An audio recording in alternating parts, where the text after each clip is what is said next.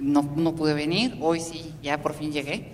Entonces me da, ahora sí, pues es realmente un placer estar con todos ustedes en presencia y en vivo y poder compartir un poco lo que me solicitaron ahora, que es esta conferencia sobre competencias docentes en la diversidad.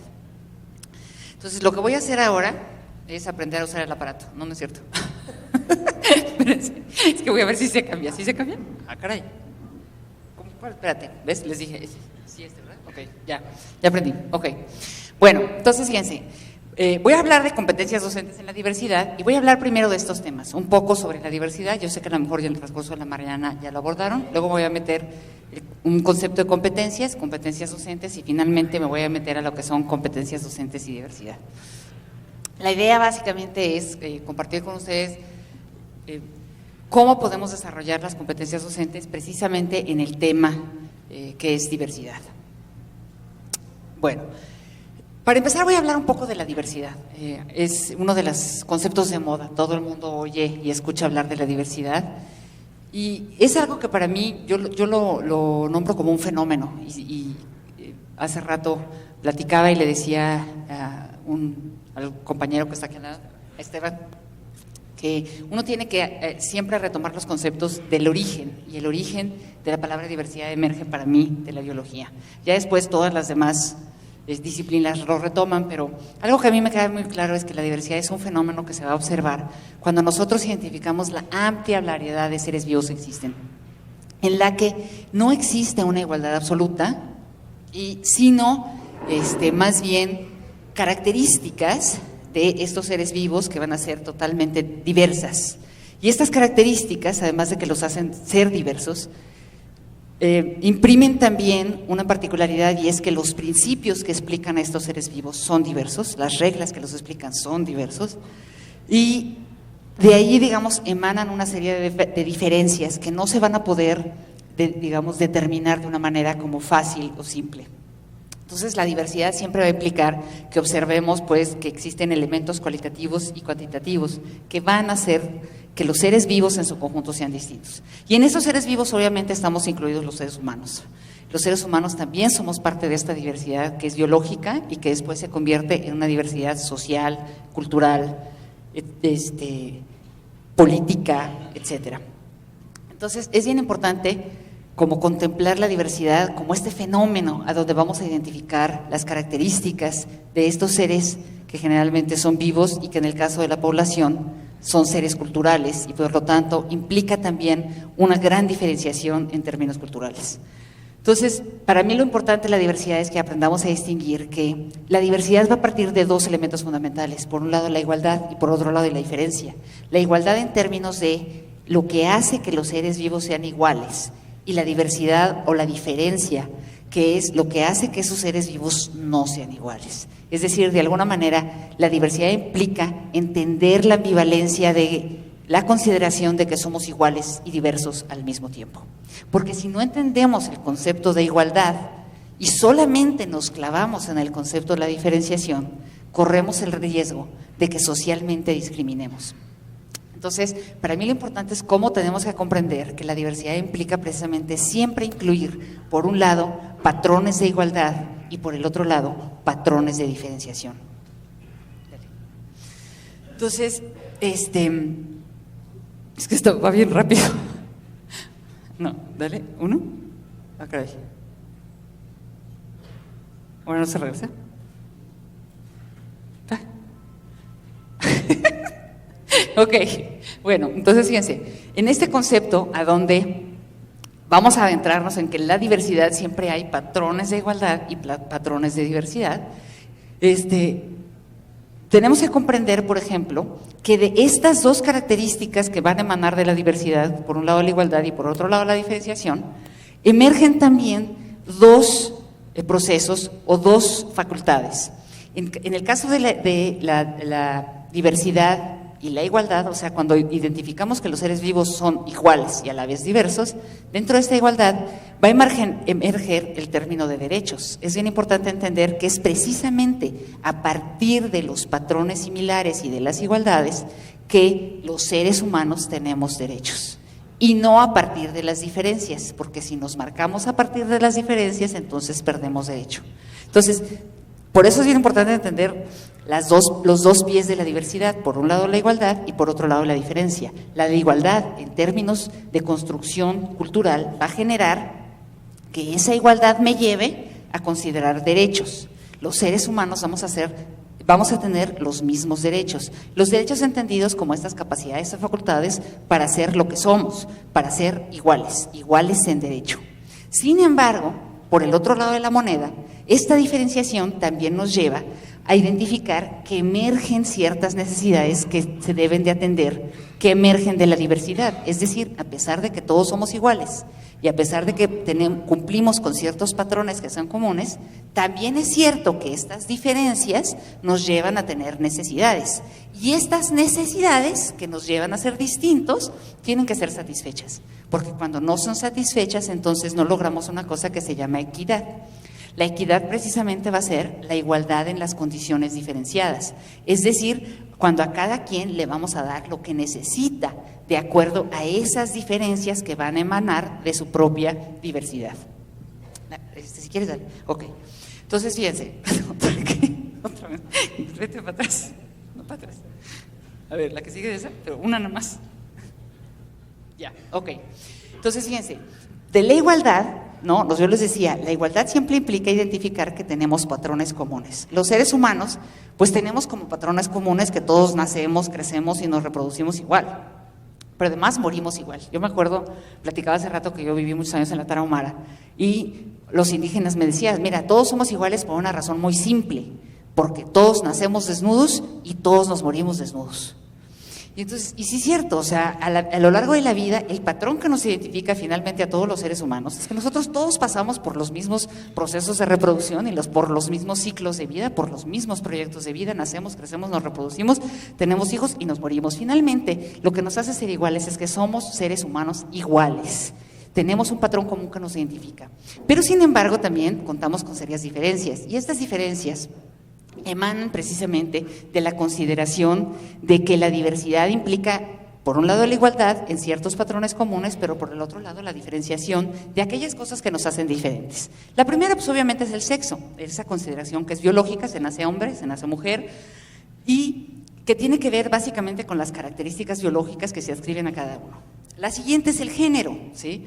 Esta categoría donde nosotros analizamos cómo a los hombres y a las mujeres les vamos construyendo en la sociedad roles, estereotipos y categorías que hacen que cada uno de ellos, hombre o mujer, juegue un rol ya muy estereotipado, muy anclado en la sociedad, que se construyen socialmente y que por lo tanto se modifican con la historia, con el tiempo y con las sociedades. No es lo mismo que sexo, fíjense, es distinto. Yo sé que ya lo han estudiado mucho, pero hay que clarificarlo. Género no es igual que sexo, el sexo es biológico. Pero la construcción social que se le adjudica a lo femenino y a lo femenino, a lo masculino y a lo femenino, implica una consideración totalmente social que tiene que ver con la construcción que la sociedad hace, ¿sí? Otras diferencias, por ejemplo, pueden ser étnicas. Nacemos en culturas distintas y esto va desde los pueblos indígenas hasta las culturas urbanas, suburbanas, mestizas, hasta las culturas que se pueden dar en otros países. O sea, finalmente hay una construcción que se va a dar a partir de la cultura. La cultura es una interpretación del mundo, es la interpretación de la cosmovisión que un pueblo determinado hace en una localización geográfica determinada. ¿Y qué va a pasar? Que entonces tenemos culturas distintas. A pesar de que somos iguales y de que tenemos derechos iguales, vamos a tener culturas distintas. Hay también diferencias raciales. Hay diferentes razas y esas razas van a generar ciertas diferencias, pero eso no implica que una sea mejor que la otra, sino que tenemos diferencias que nos hacen identificar con algunos genes determinados y son genes, están diferenciados genéticamente hablando. Y algunas enfermedades se van a presentar más en unas razas que en otras. O sea, de alguna manera hay un proceso de diferenciación que se da a partir de una genética distinta. Existe también el asunto de la capacidad, ¿sí? O sea, también algo que nos hace ser diferentes es la capacidad. Hay personas más capaces que otras, pero además hay personas que padecen o sufren una discapacidad. Es decir, se enfrentan con el problema de no poder hacer las cosas como los demás las hacen. Y esto es una diferencia también, porque finalmente a partir de esa capacidad o de esa discapacidad, las personas van a tener derechos iguales en la misma sociedad.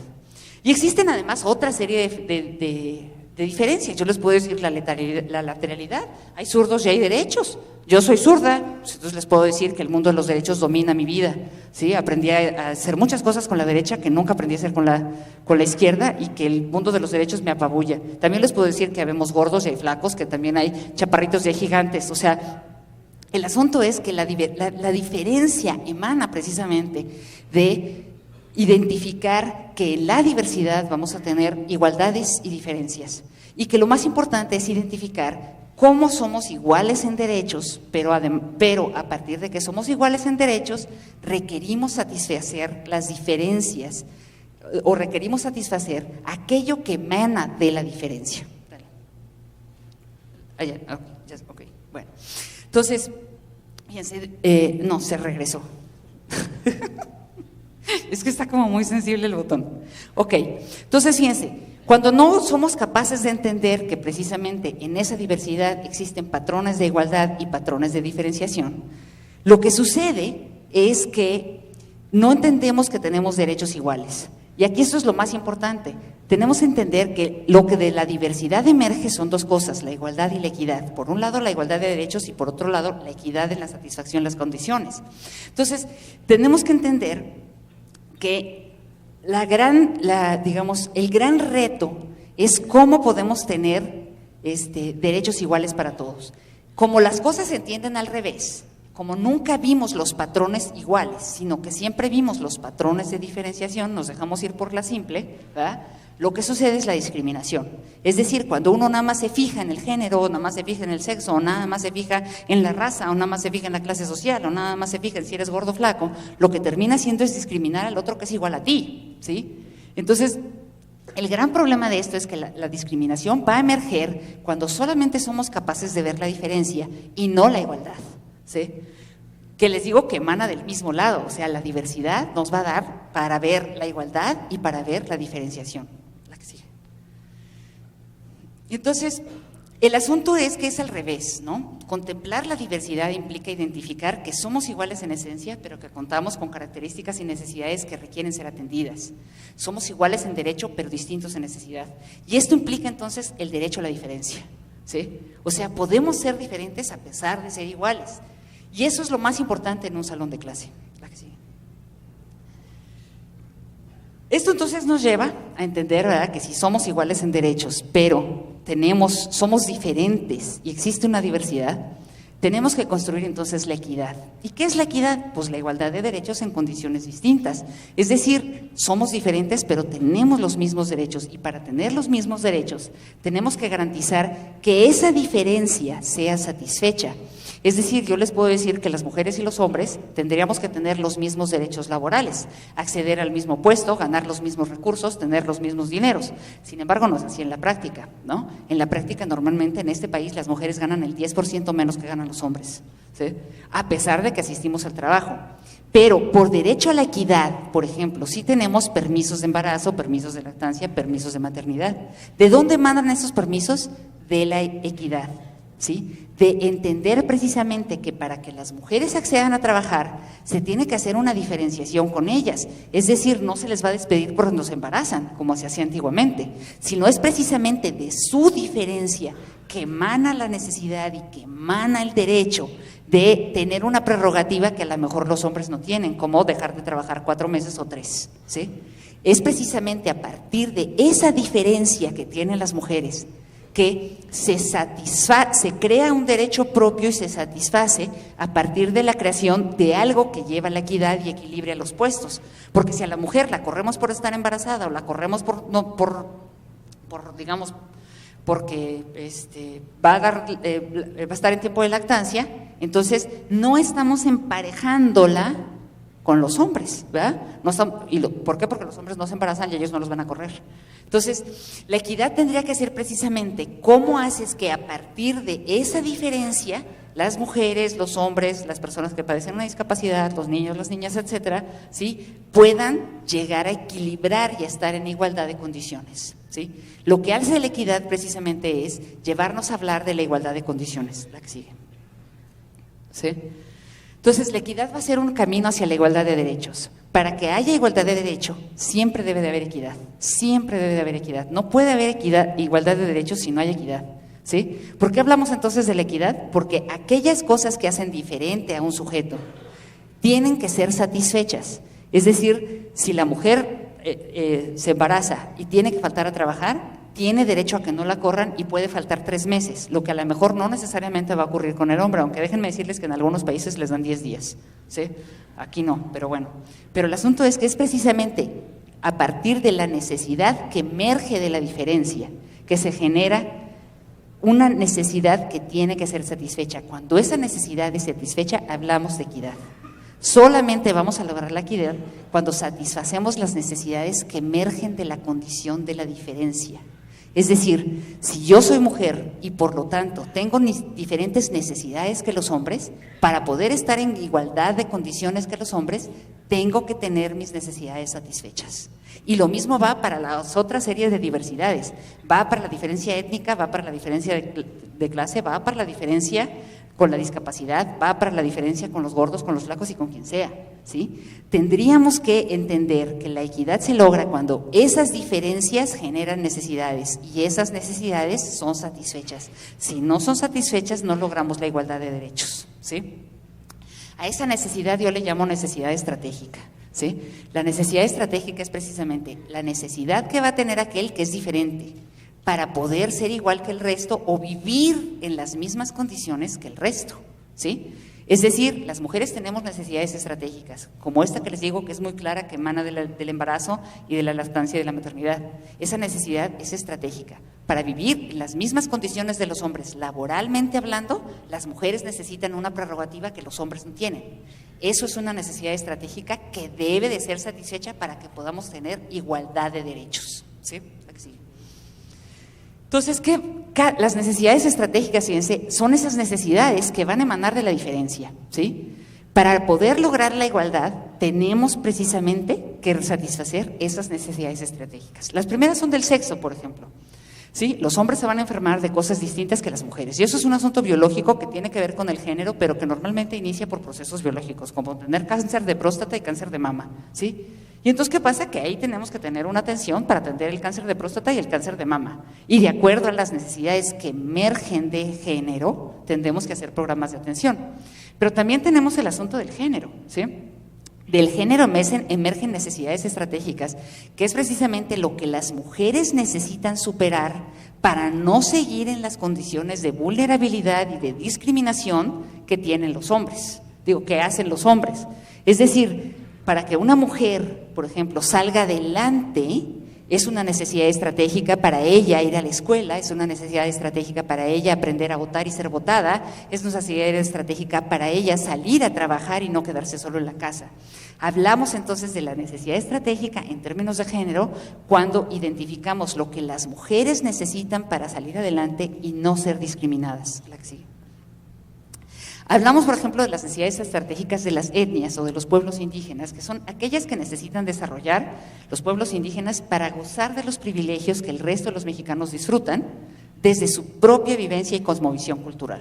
Y les pongo esa fotografía porque dice mucho, ¿sí? O sea, es cómo los indígenas pueden tener acceso a todo y vivir en mejores condiciones y no por ser indígenas no tener derecho a eso. La que sigue, por favor. Hablamos también, por ejemplo, de necesidades estratégicas en la discapacidad. ¿Qué es lo que necesitan desarrollar las personas que padecen una discapacidad para integrarse en la vida social, cultural, económica y política de sus comunidades en igualdad de condiciones? ¿Sí? Y va, por ejemplo, desde el sordo tiene como necesidad estratégica aprender a hablar en señas, o el ciego tiene como necesidad estratégica aprender a hablar en braille. Si esas necesidades no se llenan, esas personas no van a mejorar sus condiciones. Tienen una necesidad estratégica particular que emerge de su propia discapacidad. La necesidad estratégica del sordo no es igual a la necesidad estratégica del ciego, ni es igual al que anda en una silla de ruedas. Cada una de estas condiciones emiten una necesidad estratégica distinta que tiene que ser satisfecha. Si no es satisfecha, la persona no puede salir adelante. Si a una persona que no camina, no le pones una silla de ruedas y lo dejas en la silla en su casa, pues le quitaste toda la posibilidad de moverse y ser libre. Entonces, la necesidad estratégica en el caso de la discapacidad es aquella necesidad que emerge de la propia condición y que tiene que ser superada para salir adelante. La que sigue. Existe también la necesidad estratégica, las que emergen, digamos, ya son generales, que tienen que ver con el resto de la población. Por ejemplo, el niño genio, ¿no? El niño genio tiene una serie de necesidades estratégicas. Uno puede decir, pues ya lo tiene todo, ya es muy inteligente, ya la va a hacer. Sí, bonito, pero a lo mejor nunca va a tener amigos. Entonces, su necesidad estratégica es cómo hacemos para que ese niño tenga amigos, ¿sí? O, por ejemplo, la obesidad, ¿no? Muchos niños que tienen problemas de obesidad tienen problemas con sus compañeros, tienen problemas con su salud. O las personas pequeñas, ¿sí? Los que tienen estatura muy bajita, comúnmente conocidos como enanos. Ellos, por ejemplo, también tienen necesidades estratégicas. Entonces, hay una serie de diferencias que emanan precisamente de la diferenciación, de esa diferenciación que emana de la diversidad. Y esas necesidades tienen que ser satisfechas. Si no son satisfechas, las personas no pueden llegar a lo que se llama tener igualdad de derechos. Dale, la que sigue. Bueno, ya platiqué un poco acerca de la diversidad porque es importante tener el concepto claro para ver cómo nosotros desarrollamos nuestra competencia docente para atender esas necesidades estratégicas que emanan de la diversidad en el salón de clase. Me voy a meter ahora el asunto del concepto de competencia. Ya la vez pasada lo traté, voy a profundizar ahora solamente en ciertas características de la competencia. Ustedes saben que acaba de salir el Acuerdo 592, que es el nuevo plan de estudios, el plan de estudios 2011, y el acuerdo define la competencia como una capacidad para resolver diversas situaciones o para responder ante diversas situaciones. Esta definición de competencia del acuerdo es nueva, no había estado en la RIEV, no estaba en el preescolar y no estaba en la reforma de la secundaria del 2006. Pero ahí sí queda muy claro que una competencia va a ser la capacidad para resolver problemas, demandas y situaciones.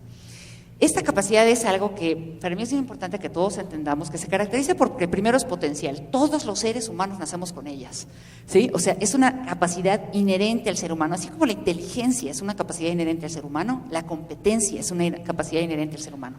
¿Y qué es esa capacidad? Pues la capacidad de resolver problemas. Todos nacemos con ella y es potencial. ¿Por qué es potencial? Porque se va a desarrollar solo si encuentra un caldo de cultivo propio. Es decir, les pongo un ejemplo, miren, todos aquí podemos tener una competencia que es caza diversos tipos de animales. El asunto es que como nadie nos enseñó a cazar, a lo mejor algunos de ustedes sí, pero yo no, ¿sí? Pues no tenemos desarrollada la competencia caza diversos tipos de animales. Pero si un día nos lanzan ahí al bosque y te quedas solito, muy probablemente tengas que desarrollar la competencia caza de diversos tipos de alimentos para sobrevivir, ¿sí? Entonces el asunto es que la competencia es potencial. La competencia además es adaptativa, es algo que es biológico. Todos los seres humanos la tenemos porque nos adaptamos a las necesidades del medio y nos vamos a adaptar resolviendo problemas. Es trasladable, porque podemos trasladar la competencia de un contexto a otro. Es decir, yo puedo trasladar la competencia, resuelve problemas de manera autónoma en el supermercado, pero también en mi casa, pero también en la tienda, pero también si me fue de viaje. Es decir, en cualquier momento somos capaces de trasladar la competencia. Es histórica. ¿Por qué es histórica? Porque no es algo nuevo. No es algo que, ahora ya se pusieron de moda las competencias y todo el mundo dijo, wow, ahora hablemos de competencias. No, fíjense que no. Las competencias son históricas, han estado y son inherentes al proceso evolutivo de los seres humanos.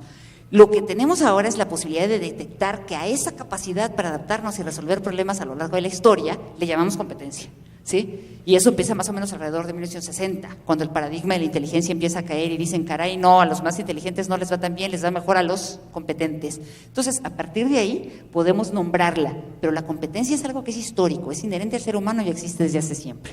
Es cognitiva. ¿Por qué? Porque utilizamos lo que conocemos y lo que pensamos para hacerla, utilizamos conocimientos y habilidades de pensamiento. Es conductual porque finalmente la persona hace algo que se observa y se mide, es una conducta observable. La competencia termina en hacer algo que se observa. Y es emocional porque los seres humanos competentes ponen su motivación, su interés y todas sus emociones para hacerlo, ¿sí? Entonces, ¿qué nos lleva? La competencia es un constructo complejo, incluye varias perspectivas, varias dimensiones y varias formas de desplegarse. No es como antes a donde pensábamos, el conocimiento es lo único que tenemos que hacer en la escuela, adquirir conocimiento y ya, se lo aprende de memoria, no. Ahorita lo que tenemos que hacer es desarrollar la capacidad. Esas capacidades que ya traen de por sí los niños tienen que ser desarrolladas, porque lo que sí me queda claro es que quien no se desarrolla en un caldo de cultivo, o sea, quien no va a encontrar un ambiente propicio para desarrollar la competencia, no la desarrolla. Entonces, las competencias van a hacer ese constructo complejo y van a utilizar todos los recursos que el ser humano posee. estas capacidades potenciales, adaptativas, cognitivas, emocionales, conductuales, todos son recursos, todos los recursos que tenemos adentro para adaptarnos al medio, poder resolver problemas y enfrentarnos culturalmente a ellos, ¿sí? Son las competencias. La que sigue. ¿Qué son entonces las competencias docentes? ¿Sí? Aquí vamos a partir del principio de la educación, que la competencia docente es el proceso mediante el cual una generación, la generación mayor, interviene con la siguiente generación, con la generación que está creciendo, con los sujetos que aprenden, hace una mediación para asegurar que se desarrollen las competencias necesarias. A lo largo de la vida, todos los educadores, desde el principio de la humanidad, fueran padres, madres, maestros, sacerdotes o quien fuera, ¿sí?, lo que hicieron fue intervenir en el proceso de aprendizaje de las generaciones futuras para garantizar que esas generaciones salieran adelante. El proceso educativo se caracteriza por intervenir, es una intervención. Vygotsky la llamaba mediación. Vygotsky decía, una mediación es una acción que realiza un sujeto más experimentado para intervenir en el proceso de la persona que está menos experimentada y lograr que aprenda. Ese proceso se va a caracterizar por tener una meta. Fíjense, todo educador siempre tiene una meta. Todo educador tiene una meta. Y esa meta no es puesta por el sujeto que aprende, desgraciadamente, pero no es así. A lo largo de la historia, el que tiene la meta es el educador y el que pone la meta es el educador. Y les voy a poner el ejemplo más simple. Vygotsky lo decía. Si un adulto ve que un niño quiere aprender a caminar, ¿sí?, dice, este niño quiere aprender a caminar. Yo pienso que necesita aprender a caminar, ¿sí? Y entonces, ¿qué hace? Lo jala de los bracitos y empieza a caminar con él, y empieza a caminar con él, y empieza a caminar, hasta que se cansa y le duele la cintura, y llega un momento que dice, ya camina, lo suelta, ¿sí? Toda mediación es una intervención. Lo que hace el sujeto más experimentado es intervenir en ese proceso. Interviene en ese proceso, ¿para qué? Para que el otro sujeto aprenda y logre autonomía. Porque lo que sí es cierto es que toda mediación tiene un término, termina. La meta de toda mediación es lograr la autonomía total. Y lo que hace todo mediador es retirarse. Malo que el mediador que permanece en la vida de una persona para siempre. Estaría frito, ¿sí? Entonces, las competencias docentes van a emanar precisamente del principio de la mediación, ¿sí? Aquel docente que es capaz de llevar a cabo una mediación con esas características, interviene para que el sujeto logre la meta educativa, ¿sí?, y se retira y logra que el sujeto aprenda, o aprenda más y mejor y lo haga por sí mismo, es el que es competente. Dale. Entonces, las competencias docentes, igual que las otras, ¿no?, que las competencias en general, no son nuevas, son históricas. Todo educador siempre ha tenido competencias, ¿sí? Siempre hemos tenido competencias los educadores. Ahora todo el mundo está de moda y todo el mundo piensa que no las tiene, pero déjame decirle que todo el mundo las tiene. Las tienen las mamás, y las tienen los papás, y lo tiene todo el mundo que tiene un sujeto que ha educado a alguien, ¿sí? El asunto es que estas competencias requieren adaptarse a las necesidades del siglo XXI. En eso sí estoy de acuerdo. El siglo XXI es cambiante, se modifica la velocidad de la luz y es imposible pensar que lo que hacíamos hace 40 años va a ser vigente hoy. No. Pero las competencias son históricas. Los seres humanos siempre hemos tenido estas capacidades, siempre hemos educado a otros y no nos estaríamos aquí. Somos el producto de siglos intermitentes de procesos educativos, de padres a hijos, de maestros a niños. Entonces, lo que sí es cierto es que las competencias dependen del momento histórico que se vive. Las competencias del educador en cada momento histórico van a depender del momento que se vive. Yo les puedo decir que aproximadamente en el siglo XVI, el maestro competente era el que cumplía una máxima: la letra con sangre entra. Es decir, el maestro competente golpeaba. Hoy, el maestro que golpea va al bote. Espero. Entonces, ¿qué quiere decir eso? Que las competencias se modifican con el tiempo y con las sociedades. ¿Por qué? Porque precisamente son capacidades adaptativas, son capacidades potenciales, son capacidades trasladables y el sujeto que las posee se va a modificar de acuerdo a las necesidades que emergen en el ambiente, ¿sí? Y las sociedades se modifican y las necesidades de las sociedades se modifican y las condiciones históricas de las sociedades se modifican. Entonces es imposible pensar, ¿verdad?, que las competencias docentes son nuevas. No. Las competencias del educador, y en general, padres, madres o docentes, siempre han existido, pero requieren adaptarse, eso sí me queda claro. Requieren, hoy por hoy, responder a las necesidades del siglo XXI, ¿sí? Entonces, las competencias docentes, fíjense, van a ser esta capacidad que tiene un educador para mediar. Esa es la competencia docente por excelencia. La capacidad que tiene el educador para mediar, para intervenir en el proceso de aprendizaje del sujeto, ¿sí?, para exportar la reciprocidad y lograrlo. Fíjense bien, Sí, el buen educador va a ser aquel que hace la mediación, es decir, que detecta lo que los estudiantes deben de aprender, que genera un proceso de aprendizaje, pero además logra la reciprocidad. ¿Qué es la reciprocidad? Que el chavo diga, sí, yo quiero. Eso es la reciprocidad. Si el chavo dice, no, yo no quiero, manita, tú estás loco, y por dentro piensa, este loco ya me hartó, ¿sí? No hay reciprocidad, ¿eh? Reciprocidad es precisamente cómo el maestro logra que el chavo le responda y que el chavo diga, sí, quiero aprender, ¿sí? Esa es la competencia docente por excelencia y se inició desde el momento en que los padres y las madres tuvieron hijos, ¿sí? Y desde el momento en que los padres y las madres inventaron muñequitas, arcos y flechas para que sus hijos aprendieran a cazar y aprendieran a cuidar niños. Entonces les digo, no son nuevas, son históricas, requieren adaptarse, ¿sí? Pero van a partir del principio de la mediación. El buen docente es aquel que tiene la capacidad para intervenir, para mediar en el aprendizaje y para lograr la reciprocidad.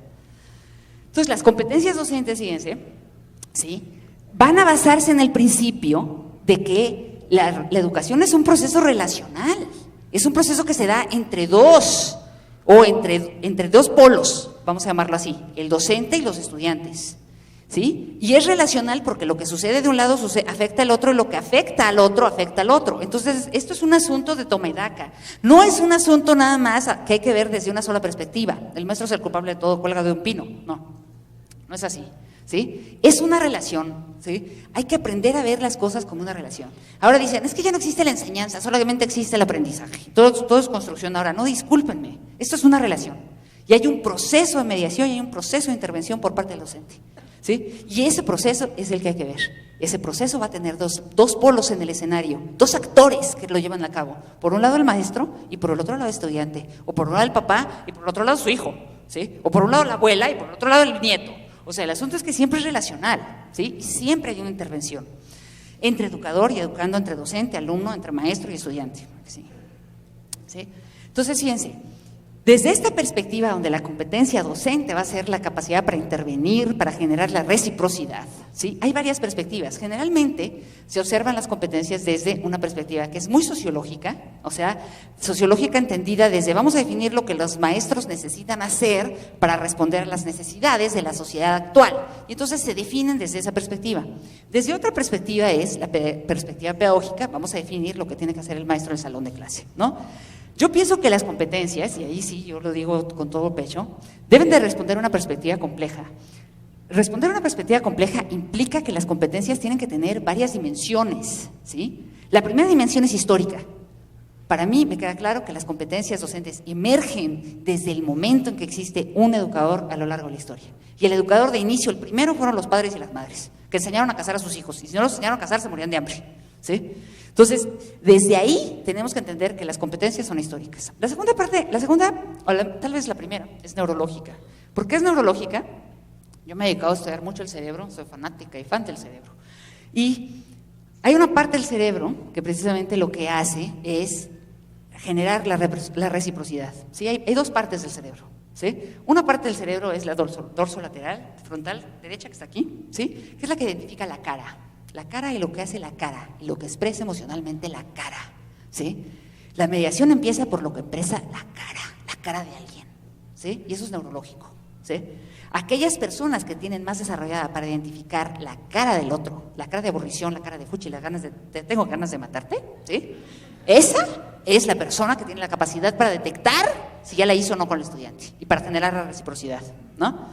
Luego, la otra perspectiva es evolutiva, ¿sí? O sea, el asunto es que las competencias docentes se desarrollan desde niños. Los niños median entre sí. Tú puedes ver el niño grande enseñando al chico, al niño que no puede, que sí puede enseñando al que no puede. O sea, los niños hacen procesos de mediación desde chiquitos. No es un asunto de nada más los docentes enseñan. No, fíjense que esto es social. Y los procesos de mediación los hacemos los seres humanos desde chiquitos, ¿sí? Yo tengo estudios donde puse a ver cómo enseñaban los niños unos a otros y encontré cosas maravillosas, ¿sí? Y la otra es que también las competencias deben de desarrollarse desde una perspectiva psicométrica. Yo estoy convencida de que hay genios educativos y hay idiotas educativos, ¿eh? O sea, ¿cuál es el genio educativo? El que saca a los niños adelante. Y idiota es el abusador sexual o el abusador que los golpea y los deja traumados, ¿sí? Entonces, aquel que reproduce daño, pues es un idiota, discúlpenme. Entonces, hay un asunto psicométrico también en la capacidad docente.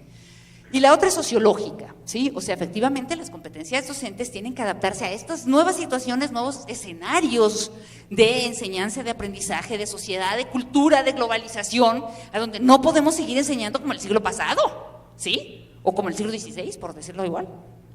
Y por otro lado, la semiótica, ¿sí? La semiótica es el estudio de los signos y los símbolos. Y si hay algo que hacemos los educadores es crear signos y símbolos para que el estudiante aprenda, para intervenir en ese proceso educativo. El maestro crea símbolos. Les puedo decir 60,000 símbolos que hemos inventado los maestros. El primer símbolo que inventamos fue el 10. Fíjense bien. El símbolo del 10 quiere decir, te lo aprendiste. Y es un símbolo. Ya después se nos pasó la raya de la mano del 10 y ahora nada más queremos 10, ¿no? Pero la realidad es que los maestros hemos creado símbolos precisamente para intervenir en ese proceso de aprendizaje. Son símbolos didácticos, desde la esfera de la Tierra, que es el globo terráqueo, ¿verdad? Hasta los triángulos y los cubos de Froebel, hasta el material de María Montessori, hasta lo que nosotros hacemos en el salón y nos paramos de manos y hacemos puerquitos y puercotas y pasteles y cuadritos y cuadrotes, ¿sí? Esos son símbolos, y son símbolos para generar los procesos de aprendizaje. Y los hemos hecho a lo largo de la historia. Y hoy, por ejemplo, emergen las tecnologías, las nuevas tecnologías, y esos son símbolos que inciden en el proceso de aprendizaje, y hay que actualizarnos y entrarnos a ellos. ¿La que sí? Entonces, fíjense, sobre este parámetro de análisis, que yo les digo que es histórico, evolutivo, psicométrico, cultural, yo he trabajado y he llegado a la conclusión de que hay 8 competencias docentes. A lo mejor hay más y a lo mejor me equivoco. ¿De dónde emergen? De que vi a los niños enseñar a unos a otros, de que vi buenos maestros enseñar, de que vi idiotas enseñar, ¿sí? De que vi todo esto, ¿sí? Yo empiezo a sacar el patrón y el común denominador, el común denominador, el común denominador. Y de ese común denominador que responde a la pregunta, ¿qué hace el mejor docente? ¿Qué hace aquel docente que tiene el don de poder intervenir en el proceso de aprendizaje de otro y lograr resultados? Saqué estas 8 competencias, ¿sí? La primera es la competencia diagnóstica. ¿Qué es la competencia diagnóstica? Es la primera, ¿sí? Es la capacidad que tiene el educar para detectar las necesidades de aprendizaje que se desprenden en el momento sociohistórico que nos toca vivir. Es decir, lo que hace el educador para empezar es decir, este niño necesita aprender esto para salir adelante en la vida. Lo hacen los papás. Yo quiero que mi hijo vaya a la mejor escuela porque si no va a la mejor escuela la va a ver como chanca en la vida. ¿Sí? ¿Qué es eso? Detectar la necesidad futura. Lo que tú quieres que hagan estos estudiantes empieza por un diagnóstico de lo que quieras. Es una proyección futura, porque lo que haces es futurear. De acuerdo a lo que tú deseas para ese futuro, haces ese primer diagnóstico y detectas lo que debe de aprender para el futuro. Luego viene la competencia ética. La competencia ética es cómo tomas decisiones éticas sobre lo que debe de aprender y lo que no debe aprender. Todos los maestros tomamos decisiones éticas, todos los educadores, los padres toman decisiones éticas. ¿Enseño esto o no enseño esto?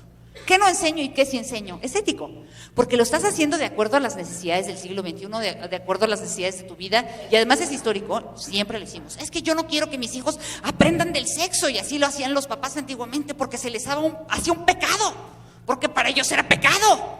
Y era una decisión ética, y entonces no enseñaban nada del sexo, y hijo, nos fue re mal, pero bueno. Entonces, el asunto, ¿verdad?, es que hay una decisión que tiene que ver con los principios y con los valores, y con esos principios y valores tomamos la decisión. Luego viene la competencia cognitiva. La competencia cognitiva es que aquello que deseamos que lo tengan los futuros hijos, los estudiantes o quien sea, lo que hacemos es dominarlo. Sabemos lo que enseñamos. Si yo soy cazador, quiero que mi hijo sea cazador, domino cazar. Y si no, ni me meto, le pido al tío que le enseñe, ¿sí? Entonces, el asunto es que dominamos los conocimientos que vamos a mediar. Luego viene la competencia lógica, ¿no? Definimos en un orden lógico aquello que vamos a enseñar. Los educadores nos consideramos siempre graduadores, graduamos. A ver, esto todavía no puede, a ver, si le enseño a caminar, pues le jalo los bracitos, y luego nada más le doy el dedo, y luego nada más le doy una cuchara para que crea que ahí estoy, ¿verdad? Y luego le quito la cuchara. ¿Qué estamos haciendo? Graduamos, y vamos poniendo retos más difíciles hasta que lo aventamos a la luna. ¿Sí? Esa es la competencia lógica. Luego hay otra competencia que yo le llamo la competencia, empática. Esta es la madre de las competencias, que es cómo el educador identifica las necesidades cognitivas, afectivas, psicoafectivas y motrices del sujeto que aprende, y interviene en ellas y logra la reciprocidad. Este es el asunto del pegue, del me cae bien. Tú le caes bien a un chavo, aunque seas un pésimo maestro, ya la hiciste. Es una cosa que de veras yo he visto. Aquel maestro que es capaz de suplir su ignorancia con su gran capacidad empática, ya la hizo. Aquel maestro que es un genio, pero le cae gordo a todo el salón, pobre. ¿Sí? Esto es un asunto totalmente empático. Luego viene la competencia comunicativa, ¿no? El buen maestro es capaz de establecer una comunicación efectiva. Es capaz de dar instrucciones, darse a entender, lo entienden claramente y logra transmitir el mensaje. Logra que los chavos hagan lo que él quiere, ¿eh? Eso es bien importante. No es un asunto de manipulación, es que si yo estoy enseñando y estoy diciendo gravedad, pues quiero que se metan en el rollo. ¿Cómo lo hago? Precisamente porque tengo una competencia de comunicación. Lúdico-didáctica, ¿no? Soy capaz de diseñar y utilizar diferentes manifestaciones simbólicas en la mediación. Y va desde crear, desde utilizar un pastel, hasta hoy utilizar las TICs, ¿no? Utilizar los medios de comunicación y crear problemas con la computadora. O sea, hoy actualmente las computadoras son un símbolo más en el proceso de enseñanza-aprendizaje. Y finalmente lo que yo llamo la competencia metacognitiva. El buen educador se evalúa todo el tiempo, y todo el tiempo duda, y todo el tiempo dice, la regué, la habré regado, híjole, la hice o no la hice, me equivoqué, chin, a lo mejor no lo dice, pero por dentro lo corrige, ¿sí? Entonces, esa es la gran competencia. Estas 8 competencias se aplican en la diversidad, ¿sí? O sea, para yo poder atender la diversidad en el salón de clase, yo tengo que partir de la claridad de que la diversidad implica un patrón de igualdad y un patrón de diferencia, que esa diferencia genera necesidades estratégicas y que yo tengo que satisfacerlas en el aula, ¿sí? ¿Cómo la voy a hacer? Por un proceso de metacognición. Esta competencia metacognitiva, que es la fundamental del docente, ¿no? El buen docente es el que más desarrollado tiene esta competencia. ¿Por qué? Porque es capaz de juzgar las otras, de juzgar cómo lleva a cabo la competencia ética, cómo lleva a cabo la lógica, cómo lleva a cabo la empática, cómo lleva a cabo la lúdico-didáctica, cómo lleva a cabo la comunicativa. O sea, ¿y cómo lo hace? Porque se hace buenas preguntas y encuentra las respuestas. El asunto de ser buen maestro es toda la vida evaluar lo que haces, identificar, no solamente un asunto, fíjense, la metacognición no es solo un asunto de sé o no sé. No, eso es reducir la metacognición, porque los seres humanos no solamente somos conocedores del saber, los seres humanos somos emotivos, somos movimiento, somos acción, somos todo. Entonces la metacognición va por juzgar todo. Juzgo lo que sé y lo que no sé. Juzgo y determino lo que siento y lo que no siento. Si tengo ganas de ahorcarlo, tengo ganas de ahorcar a este niño, contrólate. ¿Ya? Eso es metacognitivo, ¿sí? Caray, si soy bien torpe y tengo que dar clase de educación física porque soy el único maestro de la escuela, híjole, pues soy torpe, manito. Pues que el menos torpe que es el otro estudiante lo haga. O sea, ese proceso metacognitivo de juzgar afecto, proceso cognitivo y motriz, ¿sí? Y juzgar cómo doy clases, y juzgar cómo me relaciono, y entender que a lo mejor les caigo gordo, y desvivirme por caerles bien, ¿sí? Es lo que hace un buen docente. Pero lo hace a partir de la pregunta. La metacognición es el acto de preguntar y encontrar la respuesta acertada, ¿sí? Entonces, lo que vamos a hacer ahorita es un ejercicio a donde vamos a determinar las competencias docentes y las preguntas que debemos hacer en cada una para lograr satisfacer las necesidades estratégicas que emergen de la diversidad, ¿sí? Fíjense bien, la primera, la competencia diagnóstica, que yo les decía que es detectar las necesidades de aprendizaje, ¿no? ¿Qué es lo que haces en la competencia diagnóstica cuando piensas en la diversidad? Pues vas a pensar en la detección de las necesidades estratégicas.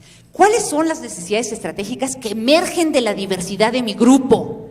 A ver, tengo en mi grupo indígenas, niños, niñas, niños con problemas de aprendizaje, niños con discapacidad. Eso me da una serie de necesidades estratégicas que no son iguales. No son iguales para las niñas ni para los niños. No son iguales para el que tiene una discapacidad que para el que tiene un problema de aprendizaje, ¿sí? Entonces voy a ser capaz de determinar cómo satisfacer estas necesidades estratégicas. Y voy a responder a las preguntas: ¿qué necesitan aprender los niños y las niñas para evitar la discriminación de género, de capacidad, de etnia, de clase? ¿Qué necesito hacer para que lo hagan? ¿Qué necesito hacer para que superen lo que enfrentan? ¿Qué necesito hacer para poder satisfacer esas necesidades estratégicas? Esa es la primera, la que sigue. Competencia ética. Voy a identificar los valores que deben adquirir los estudiantes para vivir en el respeto, en la aceptación y en la diversidad. Fíjense bien, no dije tolerancia, ¿eh? ¿Por qué no dije tolerancia? Porque a mí la tolerancia como que no me gusta, porque es así como que te tolero muy a fuerzas. No, es la aceptación, o aceptas o no aceptas, punto, ¿sí? Entonces, Identificar esos valores quiere decir que yo los tengo que vivir. Y entonces ahí viene la pregunta, ¿qué valores hace falta que mis estudiantes posean? ¿Cómo los pueden adquirir y en qué situaciones? Y aquí hay otra pregunta que no puse ahí, que es ¿cómo los vivo yo? Y cómo yo hago que mis estudiantes vean en mí una persona modelo para éticamente vivirlos y aceptarlos. Dale. La competencia cognitiva es aquella que, digamos, lleva al maestro a dominar los conocimientos necesarios para enfrentar la diversidad. Es decir, si yo tengo un niño con síndrome de Down, caray, pues tengo que saber algo del síndrome de Down. Si yo tengo muchas diferencias de género y discriminan mucho las niñas indígenas en mi salón, pues tengo que ver qué hago y a ver qué programas hay, a ver qué actividades hay, ¿sí? O sea, tengo que identificar métodos y estrategias para poder trabajar instrucción diferenciada, que pueda satisfacer esas necesidades estratégicas. Y entonces me voy a hacer preguntas. A ver, ¿qué sé sobre la diversidad? ¿Qué no sé? ¿Cómo se puede dar instrucción diferenciada? ¿Qué es eso de instrucción diferenciada? Oye, es que dar clases diferentes a cada uno del salón, pues eso es educación personalizada y tengo 40. Están pero locos, ¿de qué forma montan? No. Me explico, fíjense. No se trata de eso. Se trata de identificar qué puedo hacer para dar instrucción diferenciada, ¿sí? ¿En dónde investigo? ¿Dónde se concretiza? ¿Qué cosas? Fíjense, es un proceso de búsqueda permanente. La satisfacción de las necesidades estratégicas en la diversidad, la que sigue.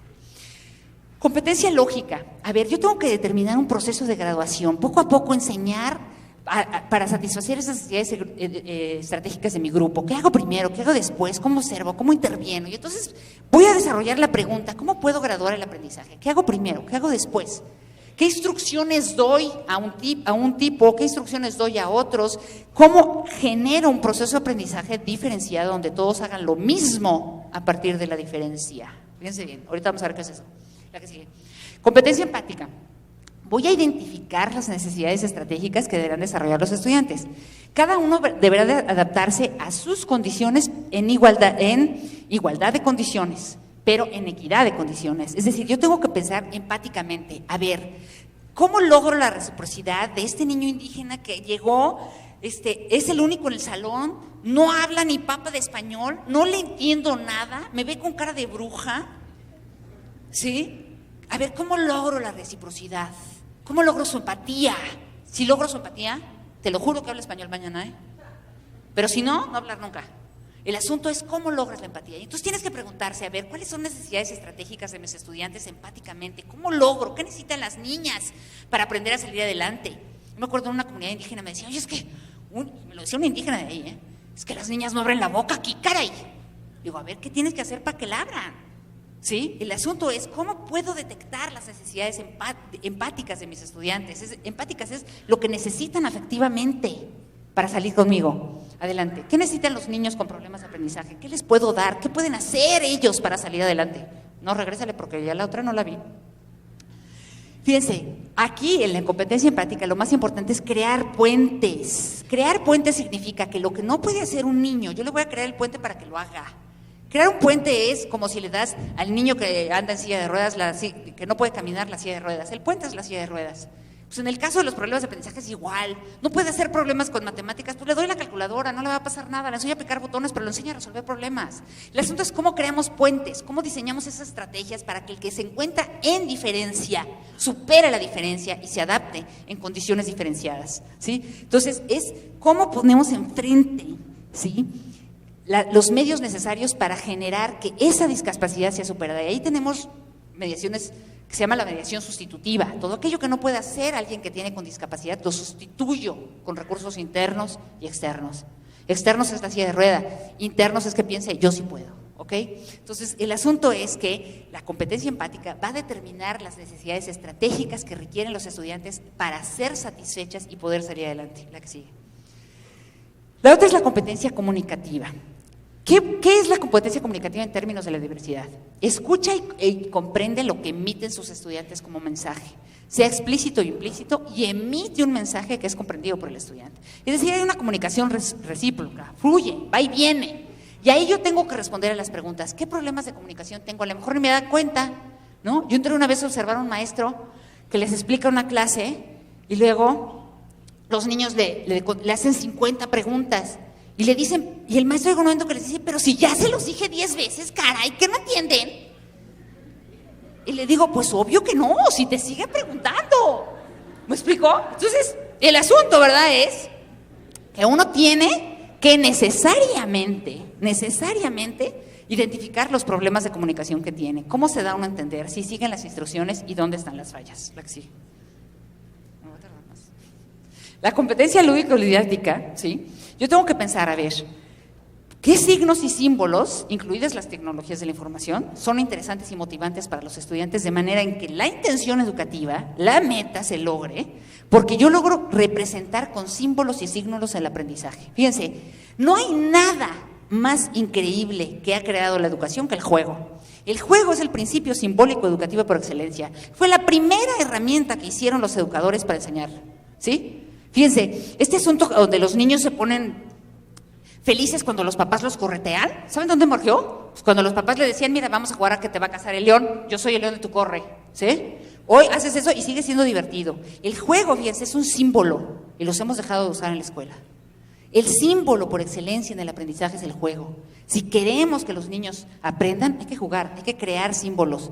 Y esto va para todas las asignaturas y va hasta para la computadora, ¿sí? Entonces tenemos que aprender a utilizar símbolos y signos o reaprender a utilizar símbolos y signos didácticos. La didáctica es precisamente el arte de crear estos símbolos y estos signos que nos llevan a hacer que el estudiante se interese, se motiva, que diga eso que usted dice, sí quiero aprenderlo. Me cae que sí, le entro. Si logras eso, ya lo hiciste, ¿sí? Y va por generar, a ver, ¿qué materiales didácticos necesito? ¿Cómo hago que sean interesantes para los niños? ¿Qué puedo hacer para que lo sean? Si no es interesante, no le entren, ¿eh? Olvídense, ningún conocimiento entra si no es interesante. El primer nivel del conocimiento no es cierto que es la razón, es la emoción. Cuando es emocionante, le entro. Cuando es aburrido, no. Así de simple.